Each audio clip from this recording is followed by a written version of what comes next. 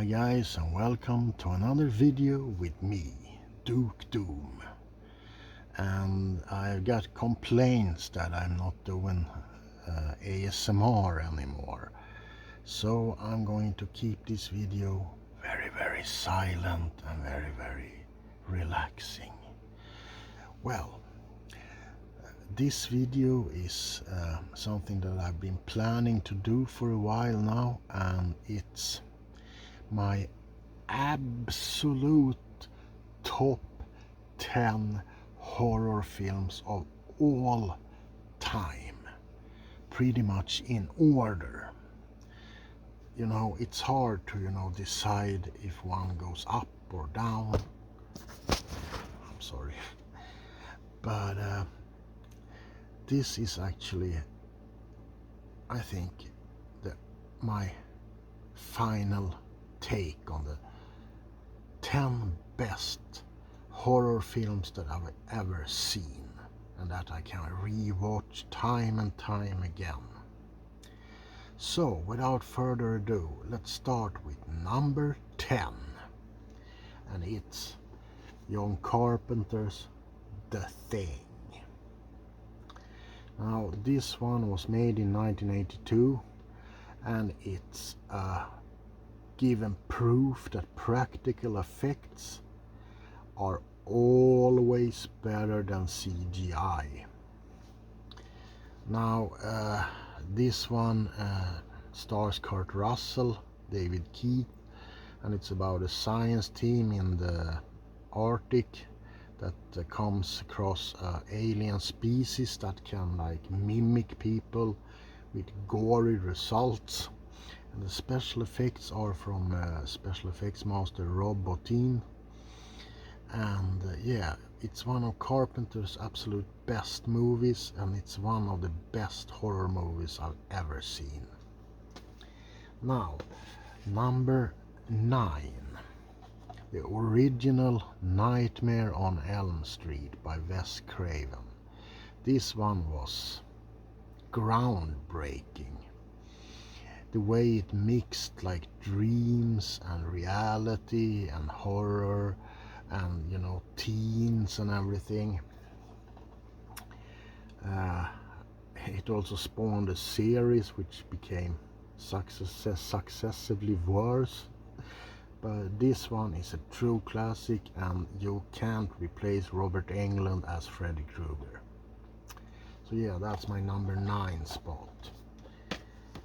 At my number 8 spot, we have, I think, the only new movie on this list, and it's Mike Flanagan's Dr. Sleep, which is the sequel to Kubrick's and Stephen King's The Shining, starring Ewan McGregor, Obi-Wan as Danny Torrance, who comes across this band of psychic vampires who kind of feeds off The Shining, and the finale takes place at the Overlook Hotel, and it kind of combines Stephen King's novel The Shining with Kubrick's. So well, it's just a must-see if you love The Shining, and if you like Stephen King, or if you love Kubrick's movie. Underrated masterpiece. Now, number 7, we have George A. Romero's Day of the Dead. Now, I know many people would say that Dawn of the Dead is the more epic one, but I'm sorry, I just can't stand the green-faced zombies. They kind of destroy the whole feeling for me. In this one they look properly rotted and nasty, and well, this is a Swedish VHS, and unfortunately they took the cover from Lucio Fulci's City of the Living Dead, which we will get into, and put it on this. But George A. Romero's Day of the Dead, the best zombie movie I think he ever made. Number 7 is Neil Jordan's The Company of Wolves. I love this movie. It combines fantasy with horror and great special effects, and has this fairy tale setting with Little Red Riding Hood, and it's surreal.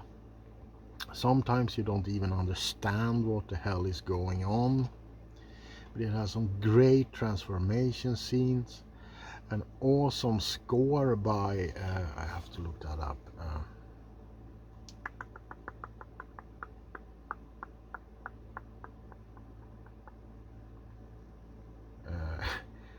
Well, that's weird. It doesn't say on the back. Oh, George Fenton. And it's almost like an episodic movie with different tales. And if you haven't seen it, I would rank this. I actually love this more than An American Werewolf in London and The Howling. So yeah, number 6. It's Jaws. And I don't care if you don't think this is a horror movie. When I was a kid, this was a horror movie, and I will always fight for it to be a horror movie because it's horrifying. And it also made many people afraid to even, take a bath in their bathtub. I'm not going to get into details, it's Jaws. What else is there to say? Steven Spielberg, sorry. Became a little bit Swedish there. Roy Scheider. Yeah, that's his name. Robert Shaw and Richard Dreyfuss. I don't have to say anything else, right? This is number 4. And it's Lucio Fulci's City of the Living Dead. A priest takes his own life in the Dunwich village and thereby open the gates of hell, and it's up to a reporter and a psychic to stop the dead from coming back before All Saints Day. And this has gory special effects. A guy gets a drill right through his head, a girl vomits up her intestines, this is a maggot storm, and it has atmosphere so deep you can carve it with a knife. And awesome music by Fabio Frizzi, and it's also known as Gates of Hell in America, but for me it's always been City of the Living Dead, and it's Lucio Fulci's best movie, followed by House by the Cemetery and Zombie. Yeah, check it out. Now, number 3, we have Ghost Story by John Irving, starring Melvyn Douglas, Fred Astaire, Douglas Fairbanks Jr., and it's based on the Peter Straub book. It doesn't actually, I would say this is kind of like the Kubrick The Shining thing, it heavily borrows from Straub's book, but it does its own thing. But the atmosphere and there's like this background paintings of this small Milburn town in winter that are like matte paintings by Albert Whitlock, and Philip Sardé made the music and its atmosphere, and Dick Smith, the great master, made the makeup effects. It's just a movie where you can cozy down in your couch and or in your bed and pull the covers up and have a hot mug of chocolate and just enjoy the atmosphere and the acting. I love this movie so much. Ghost Story. Number 2. It's also one that I don't have to get into very much. It's Tobe Hooper's Poltergeist, with Joe Beth Williams, Heather O'Rourke, what's the guy's name? Craig T. Nelson.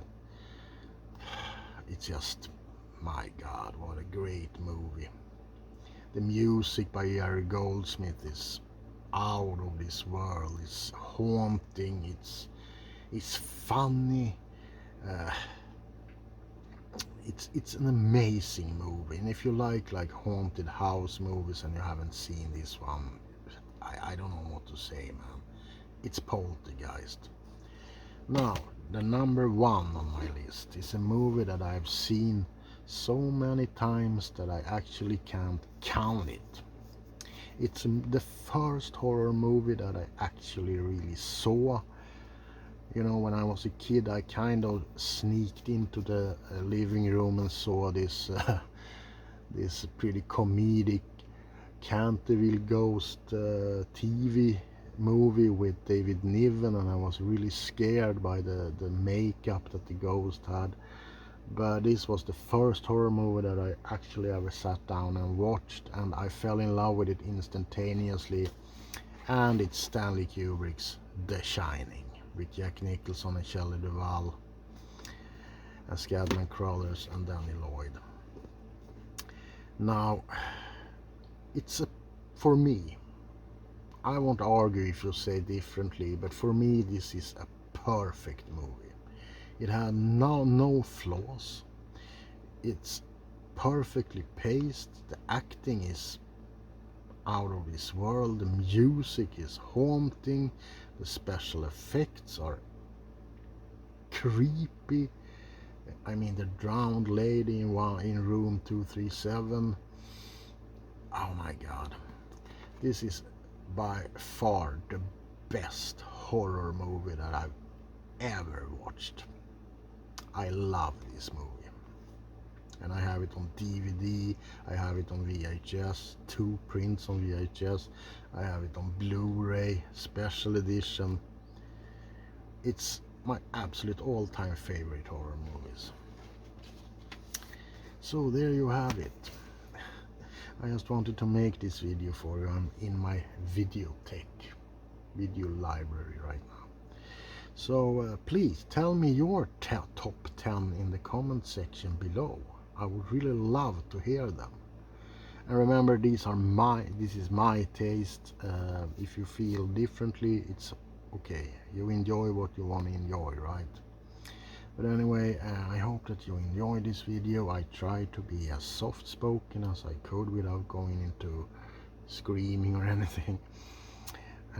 I love you guys. Remember, if you like this video, press the subscribe button down there for more content and the little bell icon to get notified whenever I post new videos. Love you guys. There can't be any light without darkness, and I will see you in the next video. Goodbye.